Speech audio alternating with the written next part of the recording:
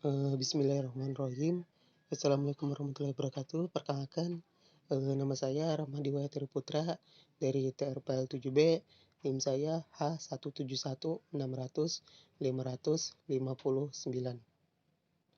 Oke, di sini saya ingin menjelaskan kepada teman-teman semua tentang lebih ke panduan lengkap mengelola proyek dengan Microsoft Project Profesional. Di sini ada sebuah buku project tentang penjelasan lebih detailnya tentang Microsoft Project Profesional itu seperti apa sih teman-teman. Oke, untuk memanfaatkan waktu yang ada, langsung saja kita mulai. Oke, di sini ada beberapa daftar isi teman-teman. Di antaranya adalah di bab 1 tentang pengenalan manajemen proyek. Untuk pengenalan manajemen proyek sudah saya jelaskan kemarin di video saya yang pertama. Oke, di sini akan masuk ke bagian kedua, yaitu tentang Microsoft Project teman-teman. Oke teman-teman, sebelum saya masuk ke penjelasan di tool dari Microsoft Project yang lahir pada tahun 2007, di sini saya ingin menjelaskan secara singkat, padat dan jelas apa itu Microsoft Project. Oke, di dalam buku ini bisa kita baca sama-sama teman-teman, bahwasanya Microsoft Project ini sendiri disingkat menjadi MS Project, atau versi terakhir dari MS Project adalah Microsoft Project pada tahun 2007, merupakan bagian dari Microsoft Office yang biasa kita pakai teman-teman.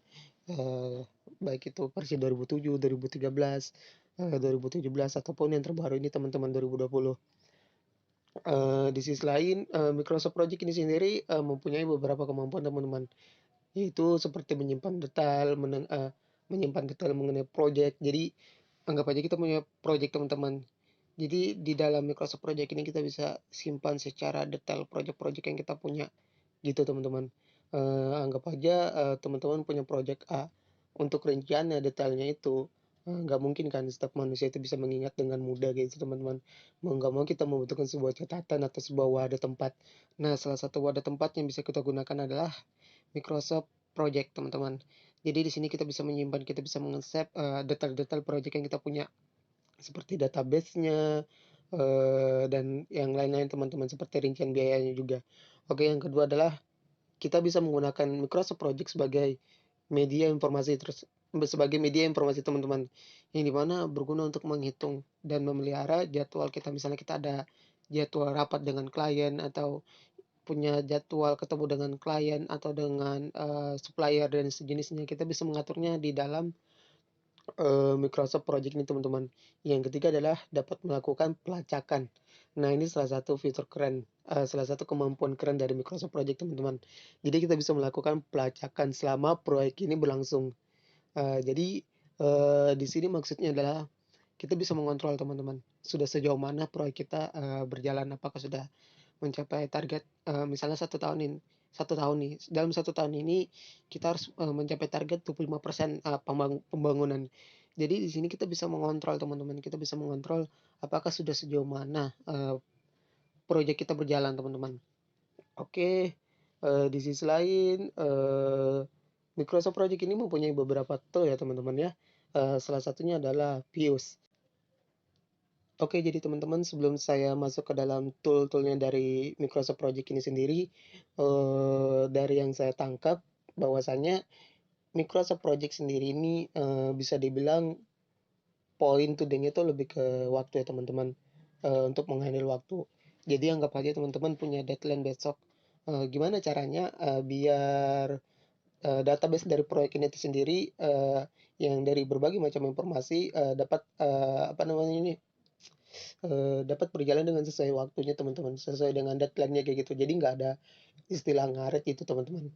Oke, langsung saja ya, untuk memanfaatkan waktu yang ada dengan situasi yang ada sekarang, saya akan menjelaskan secara singkat, padat dan jelas tentang tool-tool yang ada di Microsoft Project teman-teman.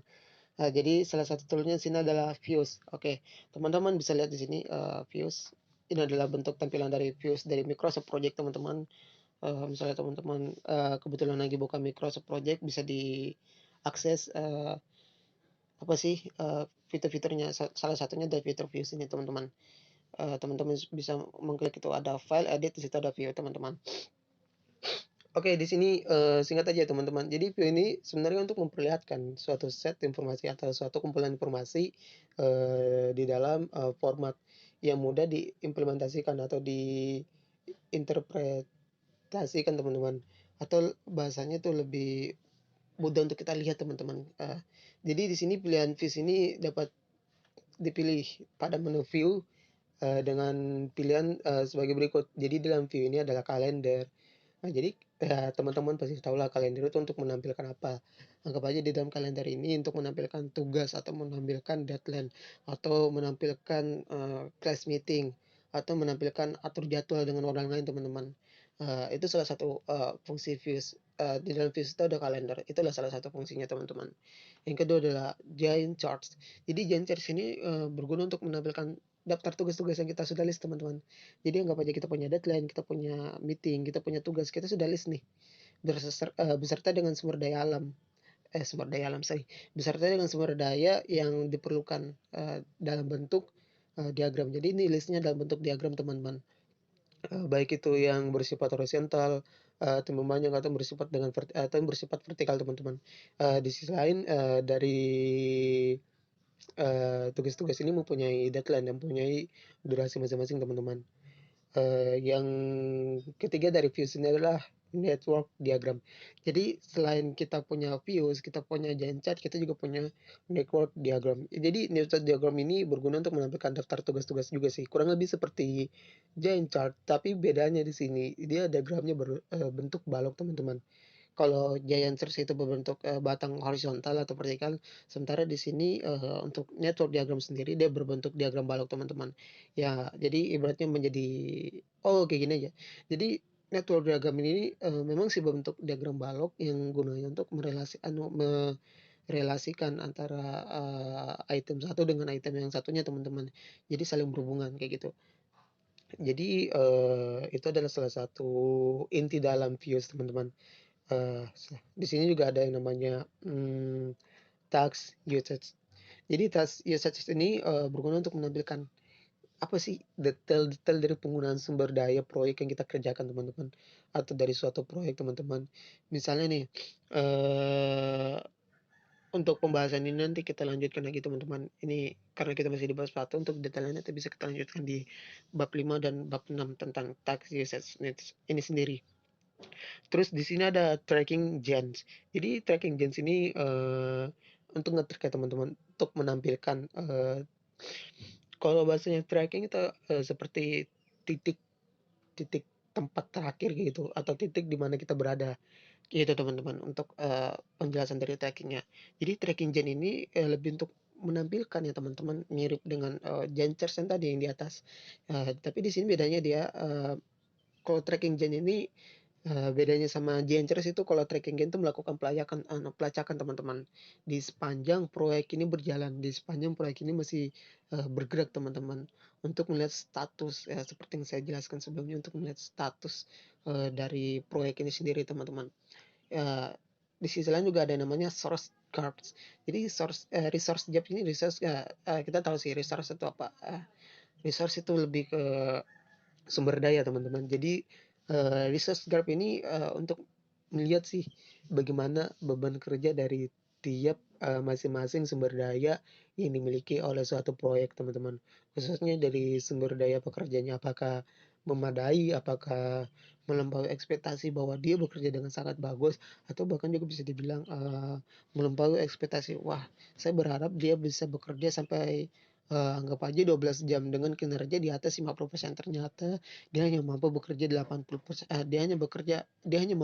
selama 8 jam dan ternyata kinerjanya tidak sampai 50%. Nah, jadi gunanya, resource gap ini untuk menampilkan, jadi kita bisa memilah-milah, mana sih ya pekerja yang betul-betul, serius, mana sih pekerja yang betul-betul teman-teman yang betul-betul mempunyai kualitas dan kuantitas teman-teman. Jadi, kuantitas dan kualitas daripada pekerja yang melakukan atau mengerjakan suatu proyek itu, bisa dibilang mempengaruhi hasil akhir dari proyek. Karena jika pekerja dan, mempunyai kualitas dan kuantitas yang bagus, maka akan, seperti hasil-hasil dari proyek itu, akan, bisa dilihat lebih bagus teman-teman ya, akan mempunyai prospek yang lebih bagus kayak gitu teman-teman. Terus, selain kita mempunyai resource gap, kita juga mempunyai resource set. Jadi resource set ini sendiri, digunakan untuk, mengisikan detailnya juga teman-teman, masing-masing dari sumber daya yang digunakan oleh proyek. Oke, ini untuk penjelasannya bisa kita lihat nanti di bab 5 teman-teman. Selain resources kita punya juga resource usage. Jadi di sini usage ini untuk melihat detail pengguna dari sumber daya pada satuan waktu pelaksanaan proyek. Anggap aja ya seperti saya jelaskan tadi teman-teman, anggap aja suatu pekerja hanya mampu bekerja 12 jam, maka, estimasi pekerja lain itu yang bisa menggantikan dia itu minimal juga harus bisa bekerja selama 12 jam. Karena, yang kita lihat biasanya orang yang mengerjakan proyek itu biasanya kerjanya part-time teman-teman. Jadi seling-seling, anggap aja si A kerjanya 8 jam. Nanti, selesai si A 8 jam dia akan rehat sebentar, maka akan dilanjutkan oleh temannya juga yang mempunyai skill, kualitas dan kuantitas yang mirip teman-teman. Oke teman-teman, tadi kita sudah main-main di, tool view, sekarang kita akan, main di tool table. Jadi di sini sebenarnya tool table sendiri, kalau yang di dalam buku ini teman-teman ya, mendefinisikan kolom yang ingin diperlihatkan pada view tadi teman-teman. Jadi, tabel ini merupakan wadah wadah dari item-item yang ada di dalam view teman-teman, atau, field-field yang ada di dalam view tadi. Jadi ya bisa dibilang ini menjadi wadah bagi view teman-teman. Misalnya di sini apabila kita ingin memilih salah satu view yang ada, kita dapat memilih kolom-kolom detailnya. Jadi ibaratnya view tadi itu didetailkan di dalam kolom-kolom. Jadi tiap view itu mempunyai detail, yang di mana tiap detail itu mempunyai masing-masing kolom teman-teman. Oke, itu aja sih, singkatnya. Yang ketiga adalah filter. Jadi yang kita tahu filter adalah memilah atau membatasi teman-teman atau mengeksekusi. Jadi di sini filter ini sendiri berfokus pada kegiatan atau sumber daya yang mempunyai spesifik untuk melihat suatu bagian yang spesifik. Jadi, filter ini sendiri untuk lebih ke apa ya, kalau saya lihat sih karena di sini dia bilang untuk melihat atau pada bagian yang spesifik. Jadi ibaratnya lebih ke apa ya teman-teman, lebih ke apa ya bahasanya saya juga lupa. Jadi itu kurang lebih mirip kayak bukan mengevaluasi sih, lebih ke apa ya teman-teman, saya lupa. Jadi filter ini bisa memberikan fokus pada kegiatan atau research tertentu saat memilah suatu menu. Oh, kurang lebih ini filter ini kayak memilah teman-teman, memilih kayak gitu. Mana yang sesuai ekspektasi, mana yang di luar ekspektasi. Jadi lebih spesifik teman-teman agar tidak ada terjadi miskom atau tidak ada kegagalan dalam satu proyek. Karena kegagalan dalam satu proyek walau hanya sebesar 1% itu berpengaruh loh teman-teman. Karena di sisi lain proyek ini kan dibangun dalam anggap aja dalam jangka waktu 3 sampai 5 tahun. Sementara setelah jadi hasil dari proyek ini akan berguna dalam jangka panjang. Jika terjadi kecacatan, maka akan bisa dibilang lumayan berbahaya buat jangka ke depannya bagi proyek ini teman-teman. Eee, Mungkin itu saja teman-teman ya dari saya, tentang penjelasan dari Microsoft Project ini sendiri atau tool-tool-nya ini sendiri teman-teman. Kurang lebihnya mohon maaf. Wabillahi taufiq wal hidayah. Wassalamualaikum warahmatullahi wabarakatuh.